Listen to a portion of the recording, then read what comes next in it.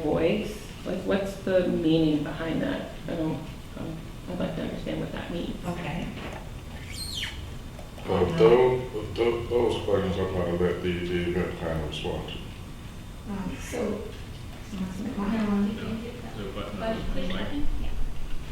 Okay. Ms. Bunny, if you don't mind, can you respond to Member Deriska's questions first? Yes, so good evening, first of all. To answer your question, the two events that's in question is not being sponsored or paid for by HRDB funds. They're being sponsored by sponsors and Commissioner Brinson and Commissioner Oliver. As well, I'm sorry? Do the participants, the people that go, are they paying to be there, or? There's no cost for either of these events. It's open and free to the public. Okay. And then as far as the website, Commissioner Oliver actually paid for that website. That is not a line item that's it that the HRDB paid for. I believe that $3,500 was for promotional collateral. The website alone was over $2,000, and that came, from my understanding, sponsorship and Commissioner Oliver, who asked for certain things to be a part of it. Working, and I want to just say a little bit, working from last year to this year, I'm really, sickened because I've worked a lot on community events, and I've never seen this much division when it comes to what's supposed to be diversity. Madam Chair, point of order. We have Excuse me?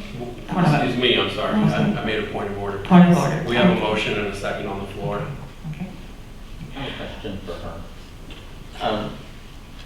Jennifer, I understand, I recall that you have a contract with the city to put on this event, and my recollection was that event was an HRDB event. Do you have a separate contract with Commissioner Oliver for his event? He said this is not an HRDB event, this is his event.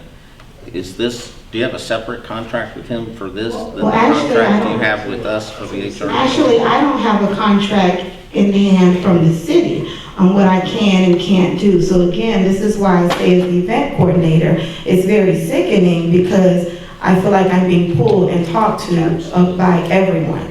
The city has not given me a contract to say follow these guidelines. So when I stepped in to bring diversity, to help raise funds, to make an event successful. I was told that I'm being overambitious. Our mayor called and asked me to bring the cost down to keep it small, which we tried to do.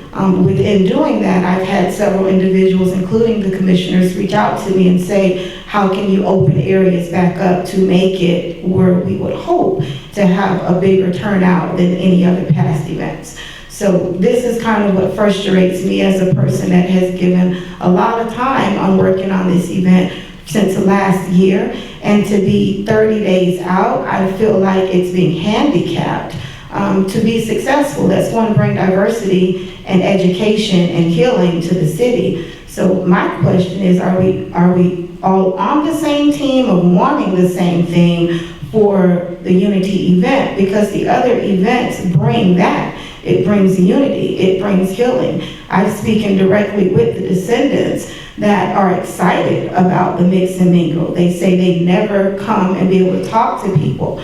So I'm just trying to understand where is the problem with bringing more unity to the city that is not costing the city, that in turn can raise funds for the city. With Bar 5 opening their doors to have the mix and mingle, and also stating that they will give 15% of any money that is spent there that day. Again, I question, what are we doing if we're not creating events that does not cost the city, that create unity and make a weekend of festivities that's really something that the descendants is asking for? I don't think Commissioner Oliver, I'm just speaking, but I don't think Commissioner Oliver is doing this. I think this is voiced from the descendants, because when I talk to them, and I've been on the phone with lots of them for over hours, they're telling me this is what they want. They want more than what I was asked to do, a small event on the inside. Member Hart?